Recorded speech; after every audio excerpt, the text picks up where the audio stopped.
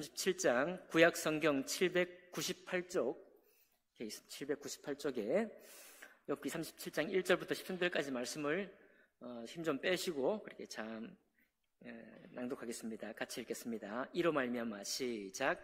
이로 말미암아 내 마음이 떨며 그 자리에서 흔들렸도다.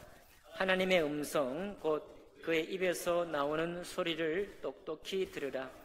그 소리를 천하에 펼치시며 번갯불을 땅끝까지 이르게 하시고 그 후에 음성을 발하시며 그의 위엄찬 소리로 천둥을 치시며 그 음성이 들릴 때에 번개를 멈추게 아니하시느니라. 하나님은 놀라운 음성을 내시며 우리가 헤아릴 수 없는 큰 일을 행하시느니라. 눈을 명하여 땅에 내리라 하시며 적은 비와 큰 비도 내리게 명하시느니라. 그가 모든 사람의 손에 표를 주시어 모든 사람이 그가 지으신 것을 알게 하려 하심이라. 그러나 짐승들은 땅 속에 들어가 그 초소에 머무느니라. 폭풍우는 그 밀실에서 나오고 추위는 북풍을 타고 오느니라. 하나님의 입김이 얼음을 얼게 하고 물의 너비를 줄어들게 하느니라. 또한 그는 구름에 습기를 실으시고 그의 번개로 구름을 흩어지게 하시느니라. 그는 감싸고 도시며 그들의 할 일을 조종하시느니라. 그는 땅과 육지 표면에 있는 모든 자들에게 명령하시느니라. 혹은 징계를 위하여 혹은 땅을 위하여 혹은 긍휼을 위하여 그가 이런 일을 생기게 하시느니라. 아멘. 말씀과 예배를 위해 잠깐 기도하겠습니다. 살아계신 하나님 아버지, 오늘도 저희를 주목하시고 또 살피시고 위로하시고 또 우리를 하나님 소망 가운데 인도하시는 주님을 찬양합니다. 오늘 말씀 중에도 우리가 하나님의 하나님 되심, 또 하나님의 성품, 또 하나님께서 우리에게 오늘 이 욥기 37장의 말씀을 통해서 주시기 원하시는 삶의 모든 지혜를 우리가 받을 수 있도록 역사해 주옵소서. 모든 시간 주님께 의탁하며 감사할 때 귀하신 우리 주 예수님 이름으로 기도하옵나이다. 아멘. 오늘 우리 37장에 있는 말씀을 본문으로 해서 하나님을 경외한다는 것은 이라는 제목으로 말씀을 나누겠습니다.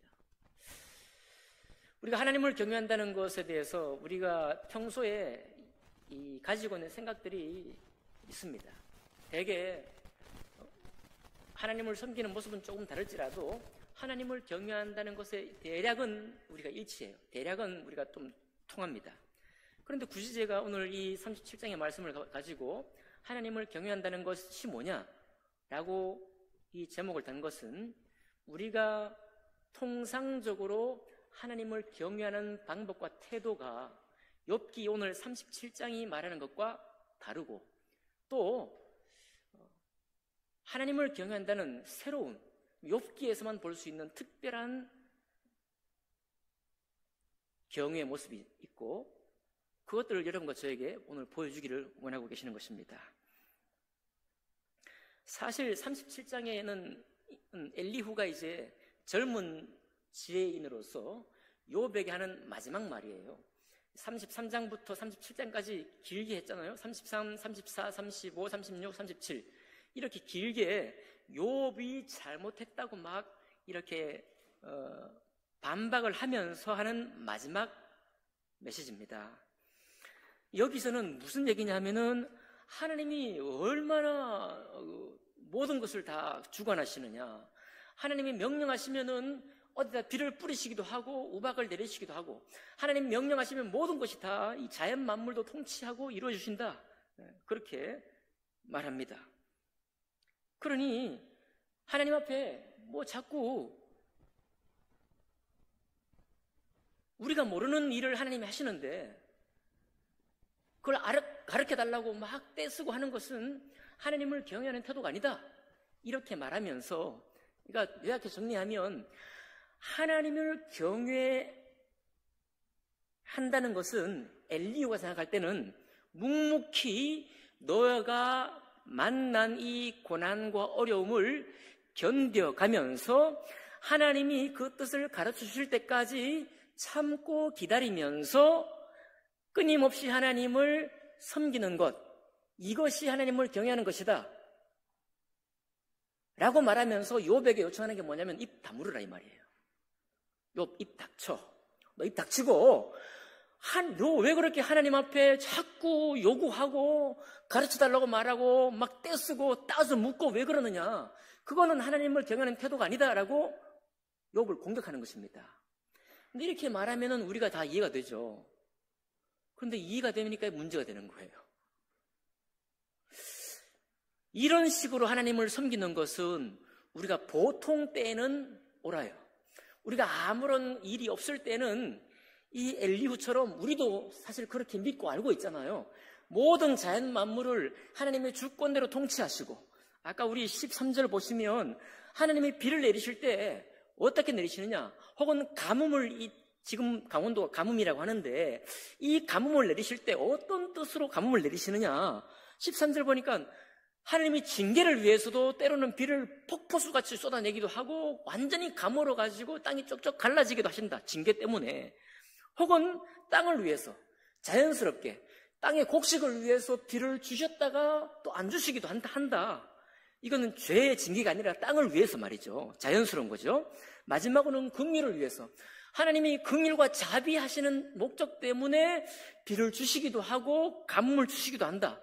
그러니까 이 엘리후의 신학은 완전히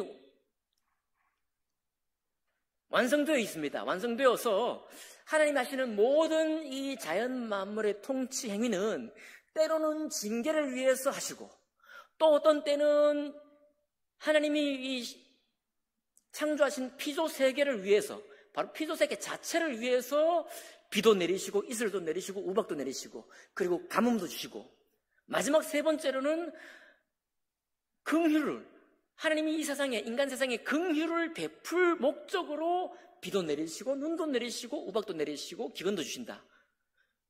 가만히 생각해 보니까 맞아요. 아무리 생각해도 이 세 가지 원인, 이 세 가지 까닭 말고는 없는 것처럼 보이고, 하나님은 이 세 가지 까닭으로 모든 세상을 운영하는 것처럼 이해가 됩니다. 그러니까 욥이 입 다물어야 되죠. 욥이 징계를 할 일이 있으면 내가 무슨 잘못이 있나라고 자기 삶을 돌아봐야 보면 될 것이고, 그리고 그냥 땅을 위해서 특별한 것이 없이 이것을 주셨으면 인내하고 감당하면 될 것이고, 그리고 긍휼을 위해서, 자비를 위해서 욥에게 주셨으면 감사함으로 받으면 될 것인데, 욥은 지금까지 무수히 따져 물어왔거든요. 하나님 어디 계시냐고 말이죠. 왜 나를 애워싸셔가지고 나를 이렇게 막 두드려 패시느냐. 왜 나에게 하나님의 원수들이나 심장에 겨냥해서 쏴야 돼야 할, 궁수들을 쏴야 할 그 불화살을 내 심장에 이렇게 꽂아 두시느냐. 도대체 왜 그러시냐. 막 따져 묻습니다. 근데 이거를 엘리후도 그렇고 욥의 세 친구도 도대체 이 사람들이 욥의 상황을 전혀 알지를 못하는 것입니다. 그럼 제가 이제 이 욥기 시간에 제가 여러 번 반복해서 말씀을 드렸는데, 제가 이제 어젯밤에 다시 찾아봤습니다. 이런 상황을 제가 지난주에도 말씀드렸죠. 서구 학자들이나 서구의 사람들은 이해 못합니다. 결코 이해를 못해요. 왜 제가 이렇게 단언하는가 하면, 그들은 개인주의입니다. 개인 가정으로 살아요. 그런데 히브리인은 대가족입니다. 전에도 대가족이고 지금도 대가족이고, 부모 섬기고 자녀 돌보는 일이 항상 있는 가족이에요. 그렇게 내려왔습니다. 그러니 우리도 이제 앞으로 그런 일이 드물겠지만, 그래도 그나마 우리 한국에서 이런 대가족 제도 안에 우리가 여전히 그 문화 속에 있기 때문에 이 심정을 이해할 수 있는 문화가 우리에게 있는 거예요. 그래서 서구학자들이 엉뚱한 소리를 하는 것입니다.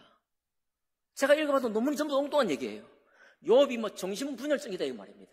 예를 들어서 아침에는 하나님을 찬양했다가 저녁에는 막 하나님을 하고 조울증같이요. 하나님을 막 따져 묻고, 그리고 나중에 찬양도 하고 막 조울증 걸린 게 아니냐 이거예요. 그리고 또 욥의 아들들에게 생일날 모여서 혹시라도 범죄했을까 하면서 속죄의 번제를 드린 걸 가지고 신경 과민이단 말이에요. 뭐 그렇게 예민하게 움직이냐라고 또 이렇게 보기도 하고, 다 그런 건 아니지만 말이죠. 이거는 뭐냐면은 그들이 똑똑지 못해서가 아니라 기본적으로 이 욥이 연루되어 있는 삶에 부딪힌 이 말할 수 없는 이 감정과 그 영적인 상태를 접근할 수 있는 길이 없는 거예요. 그런 삶의 바탕 자체가 없는 것입니다. 그런데 이것을 우리가 어떻게 욥기를 이해를 잘할 수 있느냐 하면은 바로 그런 환경에 있는 사람만이 이해할 수 있는데, 제가 이제 어제 2시간이나 돌려봤습니다. 어디에도 없어요. SBS 방송국에 직접 들어가 봤습니다. 들어가 보니까 1991년도 창사 특집 드라마 어디로 가나가 있어요.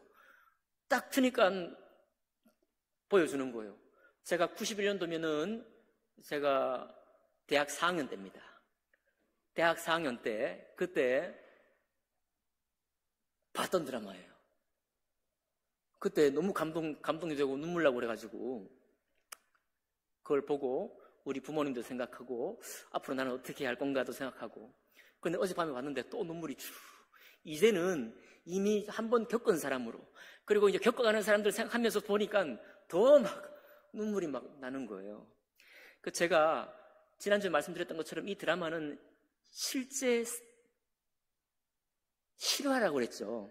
기억나시나요? 실화를 바탕으로 두었기 때문에 실제로 이 사람이 토해냈던 그 대사가 살아있습니다. 제가 왜 이 드라마를 찾았는가 하면, 여러분, 제가 아무리 예화를 찾고 제 머리로 아무리 굴려도, 아무리 제가 뭘 연구를 한다고 해도 살아있는 생생한 대사 하나 만들지 못해요. 이거는 그 상황에 처한 사람만이 이 속에서부터 나오는 생생한 증언으로만 들리는 것입니다. 그래서 낱낱이 제가 적었어요. 그 대사를 다 적었습니다. 그 내용은 이렇습니다. 이제 지난주에 말씀드렸지만 아버지는 젊은 날에 홀로 돼가지고 자식들을 전부 공부시키고 첫째 아들, 둘째 아들 전부 다 아주 공부 잘 시켜가지고 결혼도 잘했습니다. 그런데 아버지가 뭐에 걸렸다고요? 뇌졸중, 중풍이 와서 이제 조금만 약하게 온 게 아니라 대소변을 내야 되는 거예요.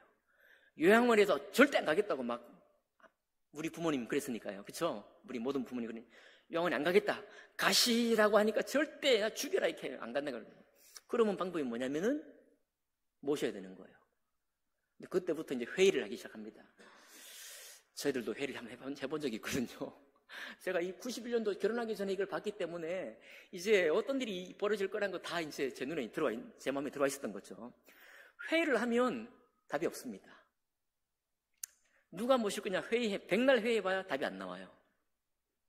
여러분 느낄 수 있죠?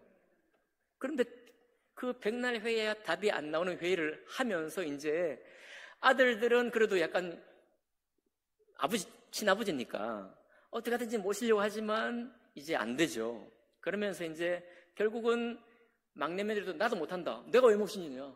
막 모두가 다 손들고. 그랬을 때 막내 아들이 뭐라고 하는가 하면 자기는 아버지 속만 썩였다 이거예요. 젊은 날에 사고 차고 경찰서 불려가고 아버지 다 끝내게 하시고, 그래갖고 공부도 못했어요. 너무 사고만 치고 돌아다녀가지고. 그래갖고 이제 나중에 보니까 태권도장을 한 거예요. 그러니까 이 막내 아들이 기가 막힌 거죠. 이제 형들이 다 뒤져 나자빠지니까.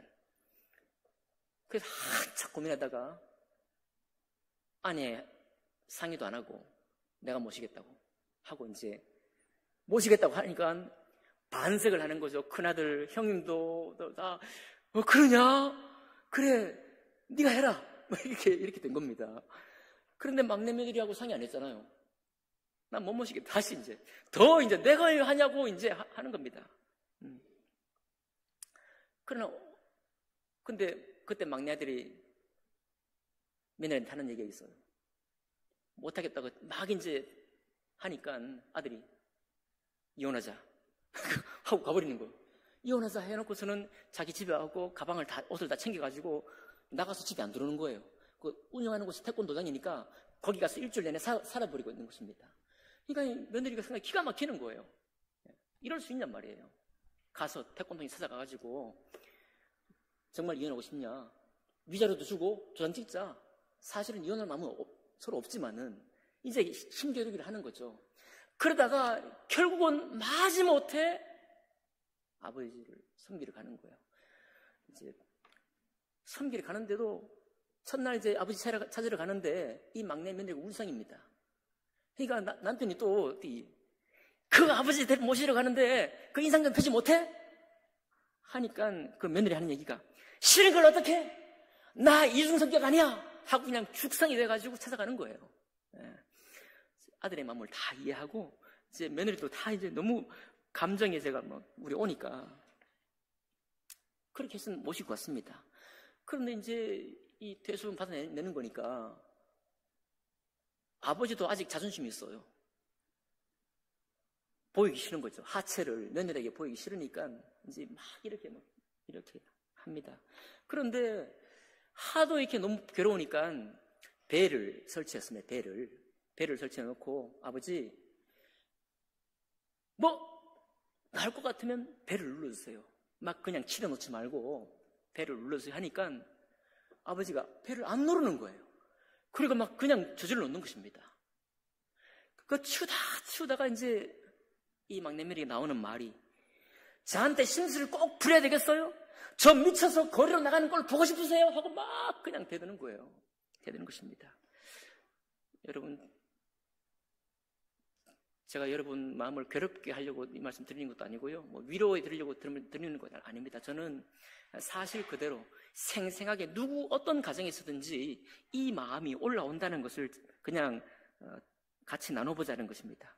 그러면서 나중에 또 대사가 난 도저히 못 살아. 그러다가 이제 어디로 달려갑니까? 속 터져 죽을 때쯤 되면은 친정엄마한테 달려가는 거예요. 쪼르르 막 달려가서 엄마 하고 울면서 막 그냥 하는 것입니다.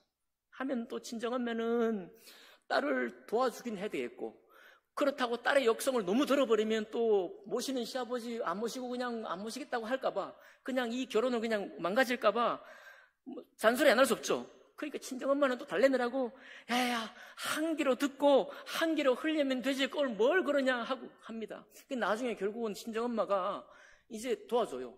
막 전화하면 달려와가지고 대신 빨아줍니다. 대신 친정엄마가 얼마나 안타까우면 빨아주고 그래요. 남편과 아내가 잠자리에서 이제 티격태격합니다. 남편이 그래도 참 이렇게 격려를 하고 그러니까 몰라 나 미쳐가는 거 몰라? 더 이상 나쁜 년 안 되고 싶지만 나는 이미 마귀가 돼가고 있어. 막 이렇게 막 그러는 거예요. 그 아버지한테도 뭐라고 하는가 하면 그 시아버지한테도 그래요. 저 아주 악질이에요. 근본적으로 나쁜 년이에요. 무식하고 저질이에요. 천벌받아 지옥에 떨어질 각오를 하고 있어요. 이렇게 막 말합니다. 그러니까 이 며느리 마음이 속이 얼마나 지금 문드러지고 있는 거예요. 그러니까 이게 막 올라오고 있는 것입니다. 그러다가 이제 도저히 이제 막내 며느리가 자포자기한 상태가 돼서 못하겠다고 하니까 이제 그걸 바라보던 이제 죄책감도 나름대로 있는 큰형이 이제 우리가 모시자. 그런데 그 모시기 전에 이제 일주일에 3번 이제 어떻게 하나 이제 또 너무 미안하니까 큰 며느리 둘째 며느리가 찾아와요. 그런데 이 며느리가 찾아오는데도 꼭 점심시간에 찾아와. 아버지 섬기느라 죽고 바빠 죽겠는데 밥 해내야 되는 거예요. 그러면서 이제 막내 며느리가 입이 삐 나와 있잖아요. 그러니까 사람이 어떻게든 도와주려고 왔는데 입은 삐쭉 나와 있죠. 그냥 아버지 계속 얘기를 하니까 듣기 좋겠어요? 안 듣기 싫겠어요? 오랜만에 온 그 큰 며느리, 작은 며느리가, 둘째 며느리가 그래도 이제 자기도 좀 미안한 마음으로 왔는데 올 때마다 그런 죽상을 쓰고 한마디 자꾸 그렇게 막 힘든 얘기를 하니까 나중에는 이제 오히려 공격을 합니다. 그 참 아버지 모신다고 되게 생색내네 하고 이제 막 따지기 시작하는 거예요. 그리고 이 집안에 큰 며느리 난데 말이야 이거 아버지 모신다고 이게 지금 질서도 없고 이게 무슨 일이냐고 말이에요. 그런데 지금 제가 보니까 이해가 되더라고요. 그 큰 며느리가 그런 말도 하는 것도 이해가 되고 막내 며느리 그것도 이해가 되고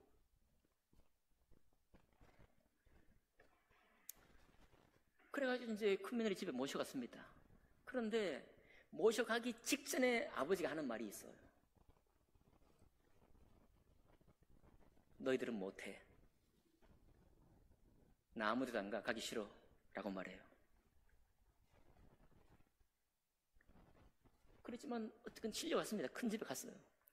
딱 사흘 됐는데 큰 집에서 나자빠진 거예요. 사흘 만에 그냥 결단이 나버린 것입니다. 그래도 큰형이라 이제 책임감이 있으니까 막 이렇게 아버지 모시려고 하는데 아버지가 전화하라는 거예요. 막내매들한테 전화하라. 근데 이 막내매들은 이제 시아버지를 섬기다가 쫓아보냈잖아요. 말하자면 나자빠졌으니까 쫓아보냈으니까 나름대로 죄책감도 있고 그렇습니다. 근데 밤에 자다가 전화가 띠리릭 왔는데 그 시아버지한테 전화가 왔어요. 그 시아버지가 뭐라고 하는가 하면 약간 죄스러운 마음으로 전화를 받았는데 막 혼낼 줄 알고 전화를 받았는데 시아버지 하는 말이 뭐냐면 아가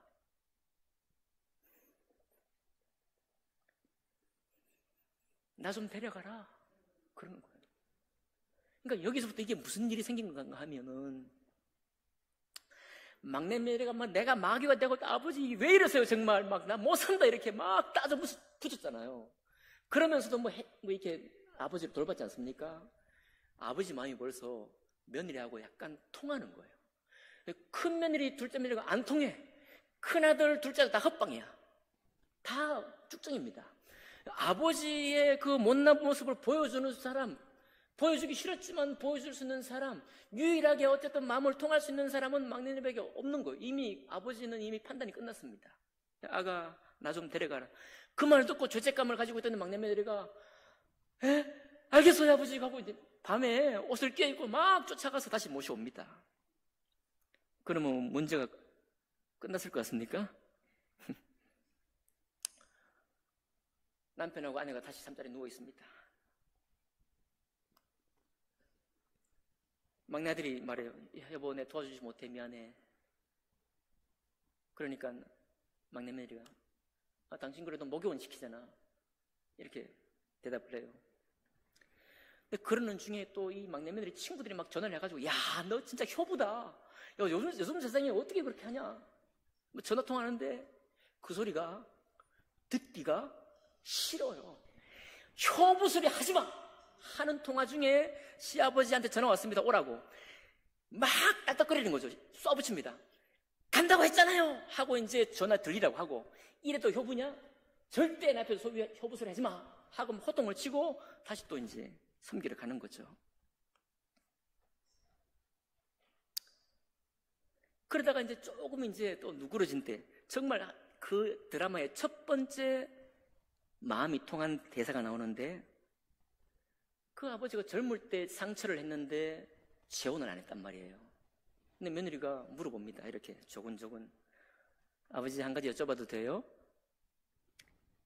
왜 재혼 안 하셨어요? 라고 물으니까 그 뇌졸중 걸린 시아버지가 어눌한 말로 아들도 키워야 되는데 내가 뭘 믿고 모르는 사람한테 얘들을 맡기겠냐 그 말을 했어요. 그 말을 하니까 이제 또 약간 감동이 좀 되죠. 그 며느리하고 시아버지가 처음으로 너무 조용한 상태에서 마음이 왔다 갔다 한 겁니다.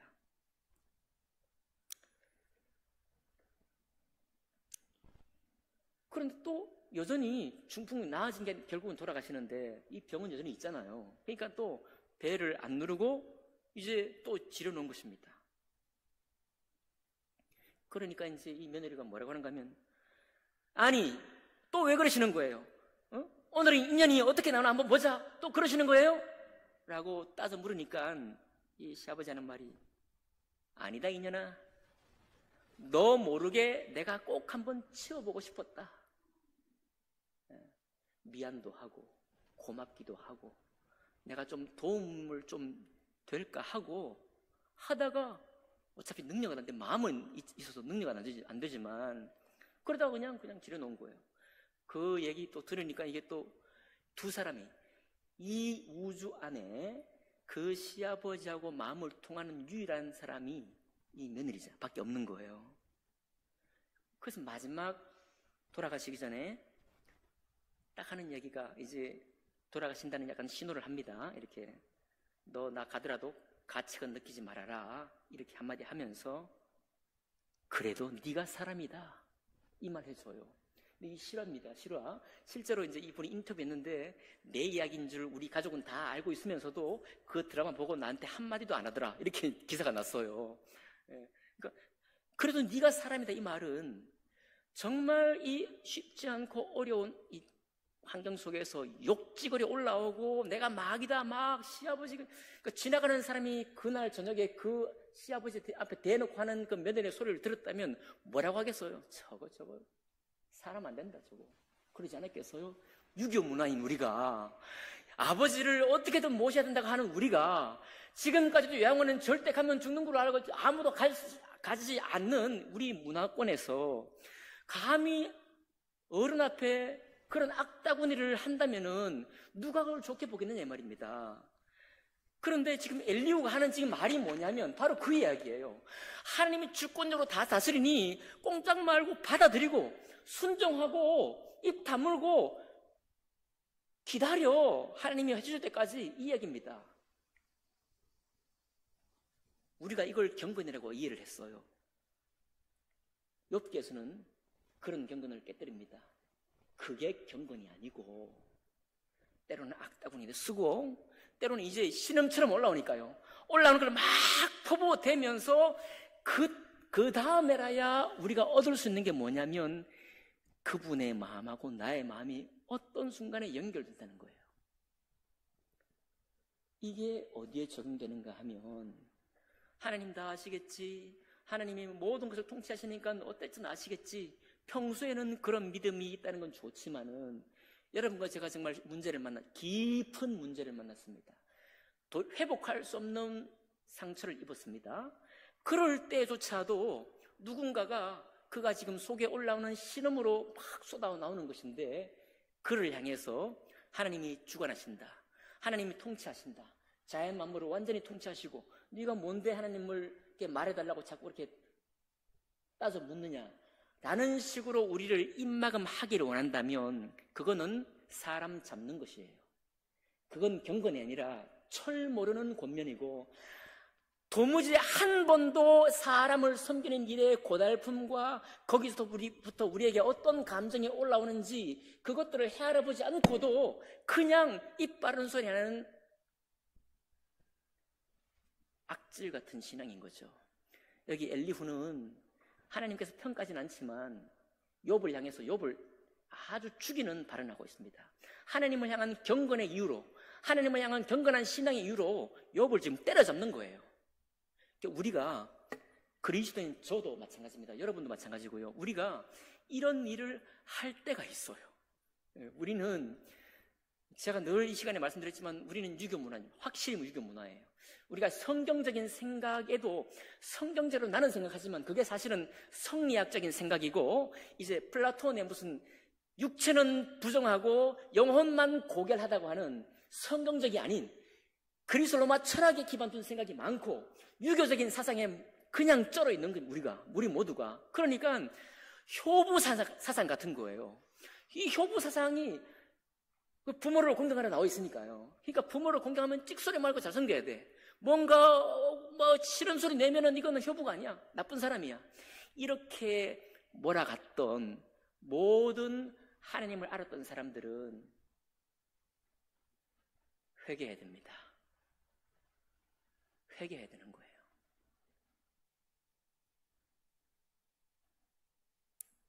건넌 번지르르 한 것입니다. 엘리후에게 자기 아들 7 다 죽고 딸 3 다 죽고 자기의 전 재산 다 날아가고 그런 상황에서 입 다물어 보라. 엘리바스와 빌닷과 소발에게 너희들도 욥처럼 똑같이 하나님께 경건했지만 하나님께 최선을 다했지만 전 재산 날아가고 애지중지 가슴에 묻는 자녀 10명을 다 떠나보내고 그렇게 입 다물고 숨소리도 내지 말고 하나님을 경외한다는 이름으로 살아보라. 아마 어디로 가나의 큰 며느리, 둘째 며느리만큼 사흘 만에 도망갔을 겁니다. 사흘 만에 도망갔을 거예요. 그런데 이런 삶의 바탕을 서구 사람들은 모릅니다. 우리만 알아요.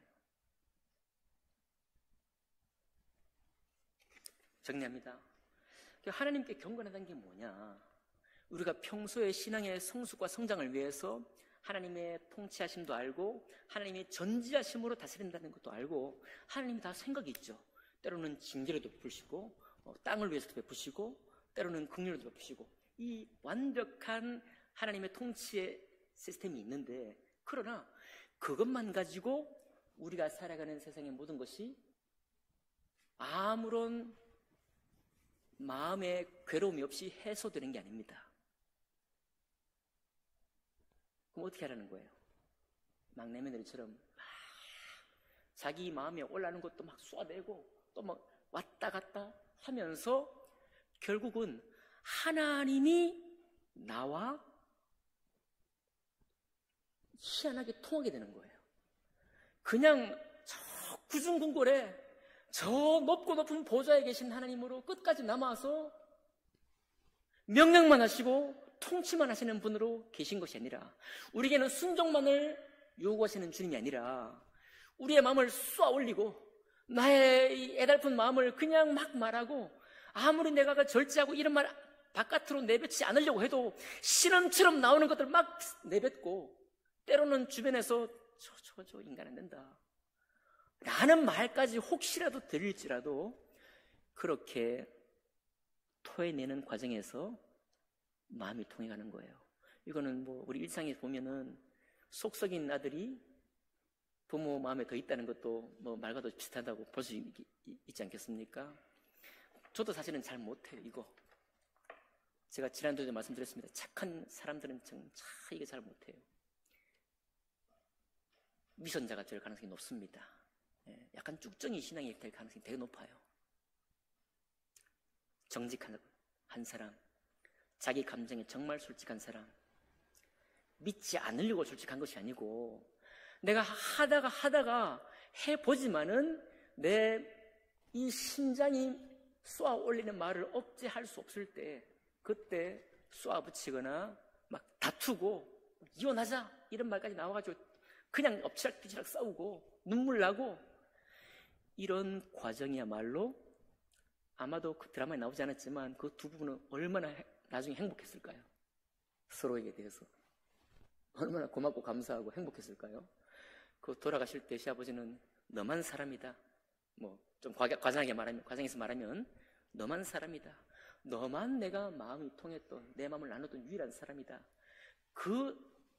어떻게 보면 너무 쉬운 칭호 아니에요. 이게 세계 무슨 금메달 딴 겁니까? 아니잖아요. 사람이라는 칭호가 뭐 그리 대단합니까? 그런데 그 이름이 너무 귀한 거예요. 그러니까 하나님을 우리가 생각할 때 다 아시겠지 이렇게 나가는 것이 아니라 막 주님 앞에 토설하고 때로는 막 따져 묻기도 하고 그럴 때 우리도 하나님을 더 잘 알게 되고 하나님하고 우리가 심정적으로 마음적으로도 더 가까워져서 야, 네가 정말 하나님의 형상으로 지어진 사람이다. 네가 정말 내 사람이다. 그렇게 하실 것 같아요. 그렇게 하실 것 같습니다. 다른 사람을 향해서 우리 권면하거나 할 때도 저도 얼마나 이런 생각을 많이 했는지 모릅니다. 하나님 우리에게 특별한 환경을 허락하셨는데 잘 싸우시고 혹은 잘 이렇게 그 상황 속에 정직하게 행하셔서 주님도 더 알게 되고 나도 더 알게 되고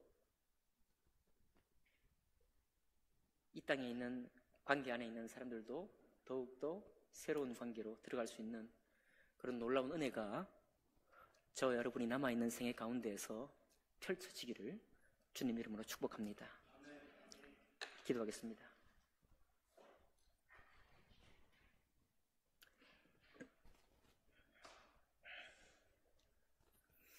하나님 아버지 감사드립니다. 참 우리가 지금껏 주님을 배우고 하나님 말씀을 공부하고 더 깊은 진리, 더 고결한 삶을 추구해 왔습니다. 우리가 그렇게 추구한 것은 거짓이 아닙니다. 그러나 주님, 오늘 욥을 보니 하나님 그런 추구가 때로는 쭉정이처럼 드러날 수도 있다는 것을 확인합니다. 우리의 살아있는 이 감정이, 우리의 살아있는 이 느낌이, 우리의 살아서 주고받는 이 생각이, 그 생각을 우리 주님께서 얼마나 귀히 여기시는지, 오히려 남들이 판단하고 평가하는 것과는 전혀 무관하게 정말 우리가 참된 사람이다, 그런 칭호를 우리에게 주실 우리 주님을 생각할 때 우리 주님 정말 찬양합니다. 정말 좋으신 우리 주님인 것을 고백합니다. 하나님 아버지, 우리의 모든 삶 가운데 그런 주님과 교통할 수 있는 저희들의 생애 될 수 있도록 축복해 주시옵소서. 살아있는 산신앙 될 수 있도록 축복해 주시옵소서. 감사드리며 귀하신 우리 주 예수님 이름으로 기도하옵나이다. 아멘.